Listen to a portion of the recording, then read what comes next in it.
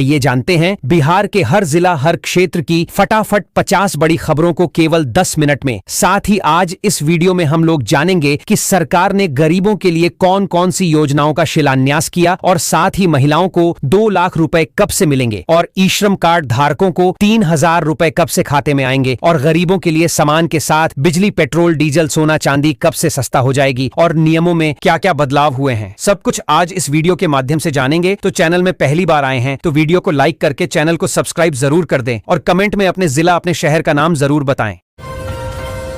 Bihar police में bumper बहाली के साथ गृह विभाग ने 2026 से 27 तक 13,500 नए होमगार्ड की भर्ती प्रक्रिया जारी रखी है। 15,000 के लक्ष्य के विरुद्ध 11,438 का नामांकन हो चुका है। बिहार में अब AI मशीनों के जरिए राशन वितरण की तैयारी है, जिससे पारदर्शिता बढ़ेगी और फर्जीवाड़ा रुकेगा। सरकार ने 54 लाख अपात्र राशन कार्ड रद्द किए हैं। साथ ही 4 चक्का वाहन रखने वाले परिवारों को राशन योजना का लाभ नहीं मिलेगा। बिहार सरकार राज्य में चीनी उद्योग को बढ़ावा देने के लिए तेजी से काम कर रही है। इसका लक्ष्य 9 बंद चीनी मिलों को फिर से शुरू करना और 25 नई मिलें स्थापित करना है, जिससे 1 करोड़ रोजगार सृजित होंगे। बिहार सरकार ने सभी जिलों में कन्या विवाह मंडप बनाने का सख्त आदेश जारी किया है। इन मंडपों में गरीब परिवारों की बेटियों का विवाह निःशुल्क कराया जाएगा। सरकार का उद्देश्य आर्थिक बोझ कम करना और सामूहिक विवाह को बढ़ावा देना है, ताकि जरूरतमंद परिवारों को राहत मिल सके। बिहार में 15 लाख से अधिक लोग फर्जी तरीके से PM किसान योजना का 2,000 रुपए लाभ ले रहे थे। अब ऐसे अपात्र लाभार्थियों की पहचान कर भुगतान बंद किया जाएगा। मार्च में PM किसान योजना की 22वीं किस्त के 3,000 रुपए सीधे पात्र किसानों के खातों में भेजे जाएंगे। जांच प्रक्रिया तेज कर दी गई है। बिहार में प्रधानमंत्री आवास योजना के तहत अब पक्के घर और दोपहिया वाहन रखने वाले परिवारों को 3,50,000 रुपए की सहायता नहीं मिलेगी। सरकार ने लाभार्थियों की पात्रता में सख्ती करते हुए अपात्र लोगों को सूची से बाहर करने का फैसला किया है। इससे जरूरतमंदों को प्राथमिकता मिलेगी। बिहार सरकार ने किसानों को प्रोत्साहित करने के लिए बांस की खेती पर 60,000 रुपए तक सब्सिडी देने का निर्देश जारी किया है। योजना का उद्देश्य किसानों की आय बढ़ाना और हरित आवरण को बढ़ावा देना है। संबंधित विभागों को पारदर्शी तरीके से लाभ पहुंचाने के आदेश दिए गए हैं। सरकार द्वारा चलाई जा रही मुख्यमंत्री वर्क फ्रॉम होम उन महिलाओं के लिए एक बेहतरीन पहल है जो घर से बाहर जाकर नौकरी नहीं कर पाती, लेकिन अपने परिवार की आर्थिक स्थिति मजबूत करना चाहती हैं। इस योजना के तहत 8वीं, 10वीं और 12वीं पास महिलाओं को घर बैठे काम करने का मौका दिया जा रहा है। वर्तमान में 4525 पदों पर भर्ती शुरू की गई है, जिससे हजारों महिलाओं को सीधा रोजगार मिल सकेगा। बिहार सरकार ने किसानों के लिए बड़ा फैसला लिया है। अब किसानों को सोलर पैनल लगाने पर 80% तक सब्सिडी दी जाएगी। सरकार ने संबंधित विभागों को सख्त निर्देश जारी किए हैं। इस योजना से किसानों की बिजली लागत घटेगी और सिंचाई के लिए सस्ती ऊर्जा उपलब्ध होगी। बिहार के राष्ट्रीय राजमार्गों पर ई-डिटेक्शन सिस्टम से हर माह औसतन 6 करोड़ रुपए के चालान काटे जा रहे हैं। टोल प्लाजा से गुजरने वाले वाहनों के फिटनेस, बीमा या प्रदूषण प्रमाण पत्र अपडेट न होने पर ऑटोमेटिक ई-चालान जारी होता है। बिहार के सभी शहरी क्षेत्रों में बिना लाइसेंस वाली मीट शॉप को बंद करने का आदेश जारी हो गया है। जिन मांस, मछली की दुकानों में स्वच्छता मानकों का पालन नहीं किया जा रहा है, उन्हें भी बंद किया जाएगा। भारत के किसान भाइयों के लिए 26 फरवरी 2026 को एक बहुत बड़ी खुशखबरी सामने आई है। केंद्र और राज्य सरकारों ने संयुक्त रूप से किसान कर्ज माफी की प्रक्रिया में तेजी लाने के निर्देश दिए हैं। वे किसान जो पिछले कई वर्षों से KCC लोन के ब्याज और कर्ज के बोझ तले दबे हुए थे, उनके लिए सरकार ने 2 लाख रुपए तक के कर्ज को माफ करने की मंजूरी दे दी है। बिहार कर्मचारी चयन आयोग BSSC ने अपना वार्षिक परीक्षा कैलेंडर जारी कर दिया है, जिसमें मार्च से अक्टूबर तक 45 परीक्षाओं का कार्यक्रम शामिल है। आयोग इस वर्ष कुल 35,649 रिक्तियों को भरेगा। बिहार में बिजली उपभोक्ताओं को फिर झटका लग सकता है। बिजली विभाग ने दरों में 4% तक बढ़ोतरी का प्रस्ताव रखा है। यदि इसे मंजूरी मिलती है तो घरेलू और व्यावसायिक उपभोक्ताओं की मासिक बिल राशि बढ़ेगी। बढ़ती लागत को इसका कारण बताया जा रहा है। मुख्यमंत्री नीतीश कुमार 20 से 22 मार्च तक समृद्धि यात्रा के तहत भोजपुर जिले का दौरा करेंगे। इस दौरान वे विभिन्न विकास योजनाओं की जमीनी स्थिति की समीक्षा करेंगे, अधिकारियों से प्रगति रिपोर्ट लेंगे और नई परियोजनाओं को तेजी से लागू करने के निर्देश देंगे, जिससे जिले के विकास को नई रफ्तार मिलेगी। केंद्र सरकार किसानों की आय बढ़ाने और मृदा स्वास्थ्य सुधारने के लिए नए वित्तीय वर्ष से सल्फर युक्त यूरिया उपलब्ध कराएगी। पश्चिम चंपारण में अप्रैल से मिलने वाली इस यूरिया में 37% नाइट्रोजन और 17% सल्फर होगा। यह पारंपरिक यूरिया से सस्ती होगी। बिहार सरकार ने स्वास्थ्य सेवाओं को मजबूत करने के लिए बड़ा फैसला लिया है।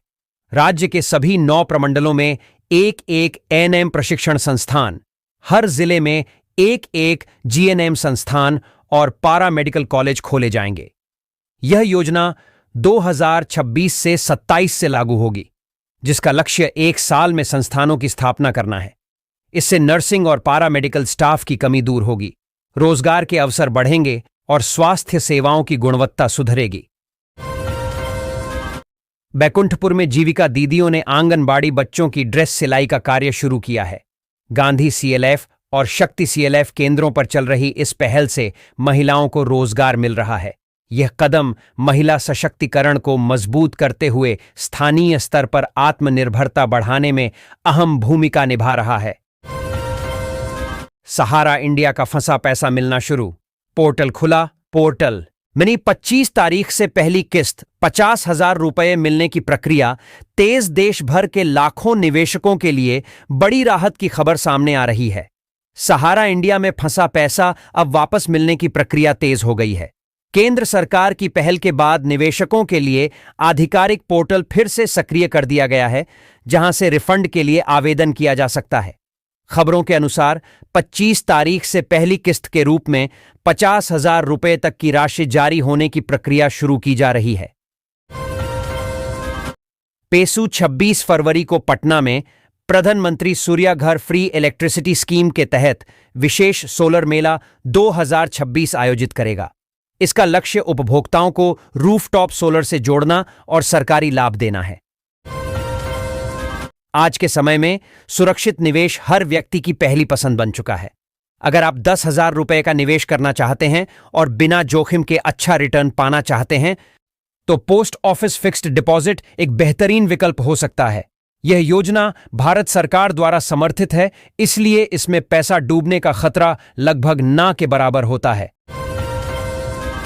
कटिहार जोगबनी रेलखंड के 108 किलोमीटर लंबे दोहरीकरण परियोजना को रेल मंत्रालय ने मंजूरी दे दी है।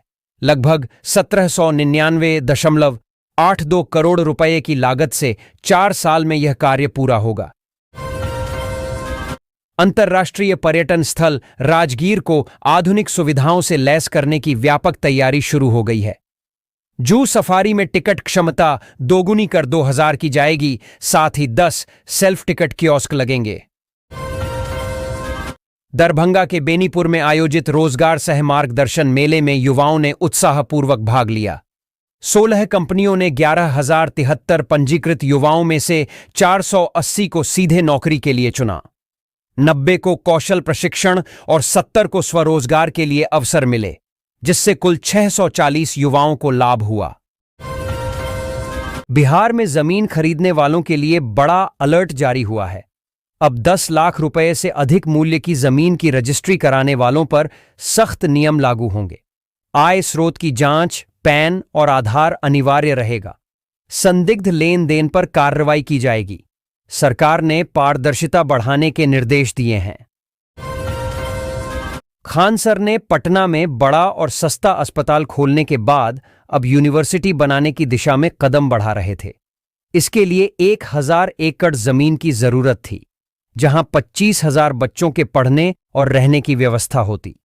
पटना के बगल में स्थित कोइलवर में कई एकड़ जमीन खरीद भी चुके थे, लेकिन इसके बाद कुछ ऐसा हुए कि उनका मन टूट गया।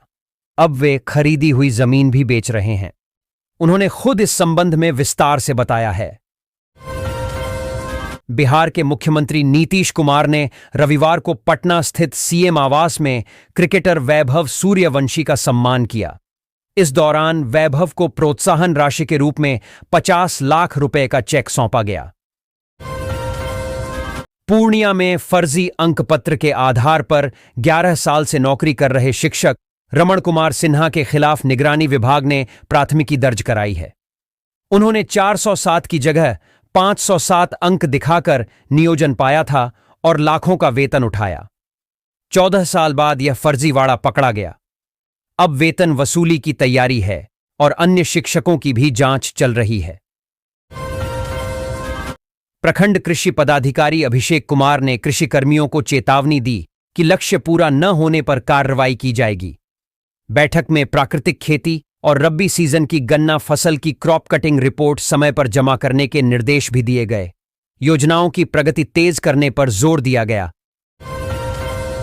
झंझारपुर के संत नगर पंचायत में प्रधानमंत्री आवास योजना के 2 आवास सहायकों प्रमोद कुमार महतो और राजकुमार मुखिया को ग्रामीणों ने रिश्वत लेने के आरोप में पीटा और बंधक बना लिया। पटना विश्वविद्यालय छात्र संघ चुनाव अब 28 फरवरी को ही होंगे। पहले छात्रों के अमर्यादित व्यवहार और शिक्षकों से मारपीट के कारण चुनाव स्थगित कर दिए गए थे। हालांकि कुलपति प्रोफेसर नमिता सिंह ने चुनाव पूर्व निर्धारित तिथि पर कराने का निर्णय लिया। जिन वाहनों का चालान 5 बार से अधिक कटा है, ऐसे 34,000 वाहन चालकों को चिह्नित किया गया है।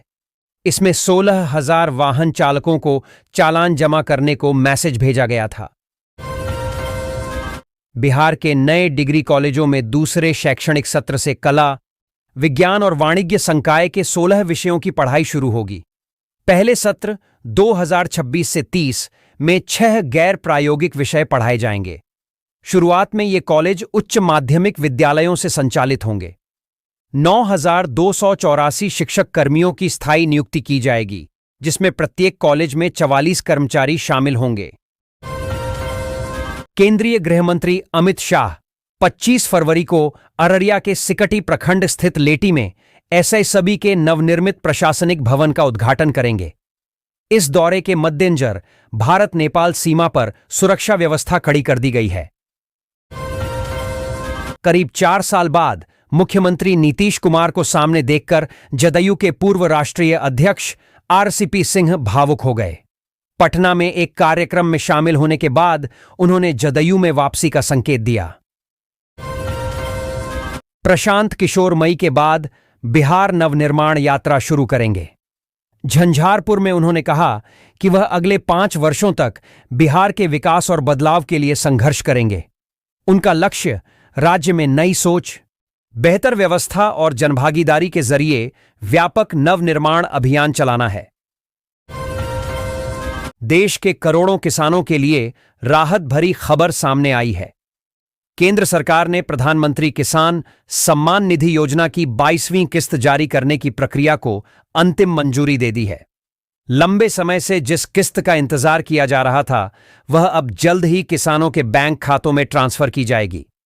इस किस्त के तहत पात्र किसानों को 2,000 रुपये की राशि डायरेक्ट बेनिफिट ट्रांसफर डीबीटी के माध्यम से सीधे खाते में भेजी जाएगी। सरकार की ओर से तैयारियां लगभग पूरी बताई जा रही हैं। पटना साइंस कॉलेज में छात्र संघ चुनाव प्रचार के दौरान छात्रों ने एक टीचर के साथ मारपीट की।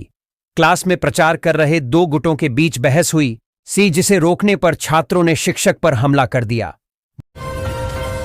भारत की सार्वजनिक वितरण प्रणाली पीडीएस में वर्ष 2026 में बड़ा बदलाव किया गया है। सरकार का उद्देश्य है कि सही लाभार्थियों तक सस्ता या मुफ्त राशन पहुंचे, फर्जी राशन कार्ड बंद हों और पूरी प्रक्रिया डिजिटल और पारदर्शी बने।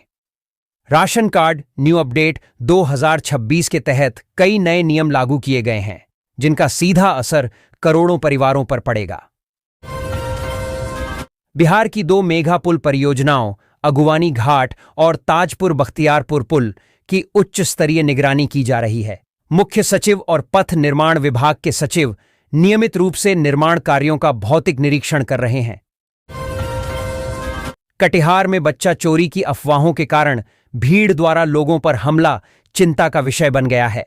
मनसाही, प्राणपुर, इमलीगाछ और कदवा में ऐसी घटनाएं सामने आई हैं जहां संदेह के आधार पर महिलाओं को निशाना बनाया गया। पुलिस जांच में अब तक अधिकांश आरोप निराधार पाए गए हैं। हालांकि कोढ़ा में एक गिरोह पकड़ा गया था। समाज सेवियों ने संयम बरतने और पुलिस को सूचित करने की अपील की है। यह ऑडिट श्रेणी 1 और श्रेणी 2 के स्टेशनों पर होगा, जिसमें शौचालय, पेयजल, बैठने की व्यवस्था और सीसीटीवी जैसी सुविधाओं की गहन समीक्षा की जाएगी। पूर्व मध्य रेलवे में मई, जून और नवंबर, दिसंबर में यह प्रक्रिया होगी। बिहार ने बिहटा के प्रिस्टीन ड्राई पोर्ट से चीन को समुद्री मार्ग से 5 टन मखाना निर्यात कर कृषि क्षेत्र में बड़ी उपलब्धि हासिल की है। कृषि मंत्री रामकृपाल यादव ने इसे हरी झंडी दिखाई। यह निर्यात किसानों की आय बढ़ाने और बिहार के कृषि उत्पादों को वैश्विक पहचान दिलाने में सहायक होगा। सरकार मखाना, मछली और सिंघाड़ा उत्पादन को बढ़ावा देने के लिए योजनाएं चला रही है। गया नगर निगम बोर्ड की बैठक में शहर के विकास और स्वच्छता पर महत्वपूर्ण निर्णय लिए गए। मेयर वीरेंद्र कुमार की अध्यक्षता में 5000 एलईडी लाइट लगाने, होर्डिंग हटाने, सफाई कर्मियों की संख्या बढ़ाने और स्लम क्षेत्रों के विकास के लिए फंड आवंटित करने का फैसला हुआ। सरकार ने राशन कार्ड ग्रामीण सूची 2025 जारी कर दी है। यह उन लाभार्थियों के लिए एक महत्वपूर्ण दस्तावेज है जिन्हें मुफ्त राशन योजना का लाभ प्रदान किया जाएगा। इस योजना का मुख्य उद्देश्य देश के गरीब और जरूरतमंद परिवारों को अनाज और आवश्यक खाद्य सामग्री मुफ्त या रियायती दरों पर उपलब्ध कराकर उनकी खाद्य सुरक्षा सुनिश्चित करना है। राजद बिहार में राज्यसभा की 5वीं सीट जीतने के लिए संघर्ष कर रहा है, जो कार्यकारी अध्यक्ष तेजस्वी यादव के लिए एक बड़ी चुनौती है। संख्या बल में पीछे होने के बावजूद पार्टी एआईएमआईएम और बसपा विधायकों के समर्थन तथा क्रॉस वोटिंग की उम्मीद कर रही है। झारखंड से भटक कर आए हाथियों के झुंड ने कोआकोल, नवादा में दहशत फैलाई है। 8 से 10 हाथियों ने नावाड़ी और सोखोदेवरा जंगलों के पास 5 एकड़ से अधिक गेहूं की फसल बर्बाद कर दी। वन विभाग ने मशाल और पटाखों का उपयोग कर हाथियों को खदेड़ा। हालांकि उनके लौटने की आशंका बनी हुई है और विभाग सतर्कता बरत रहा है। केंद्रीय मंत्री जीतन राम मांझी और जदयू के ललन सिंह ने नई दिल्ली में एआई समिट में कांग्रेस के विरोध पर राहुल गांधी की कड़ी आलोचना की है। मांझी ने राहुल को देश का अभिशाप बताया, जबकि ललन सिंह ने इसे सड़क छाप राजनीति करार दिया। तेजस्वी यादव ने एआई समिट को पूरी तरह विफल बताते हुए कहा कि इससे देश की अंतर्राष्ट्रीय बेइज्जती हुई है। उन्होंने केंद्र और राज्य सरकारों को महाठग करार दिया, जिन्हें जो केवल अमीरों के हित में काम कर रहे हैं। महंगाई के इस दौर में अगर किसी जरूरी चीज की कीमत कम हो जाए तो वह सच में राहत भरी खबर होती है। आज से एलपीजी गैस सिलेंडर करीब 200 रुपए सस्ता हो गया है, जिससे देश के करोड़ों परिवारों को सीधी राहत मिलेगी। रसोई गैस अब हर घर की बुनियादी जरूरत बन चुकी है। इसकी कीमत में थोड़ा सा भी बदलाव आम आदमी के मासिक बजट पर बड़ा असर डालता है। ऐसे में यह कटौती मध्यम वर्ग और गरीब परिवारों के लिए किसी तोहफे से कम नहीं है। परिवहन विभाग ने अगले 15 दिनों में राज्य को डीजे मुक्त बनाने का लक्ष्य रखा है। बिना अनुमति डीजे चलाने, तेज आवाज में संगीत बजाने और वाहनों में नियम विरुद्ध मॉडिफिकेशन करने वालों के खिलाफ विशेष अभियान चलेगा।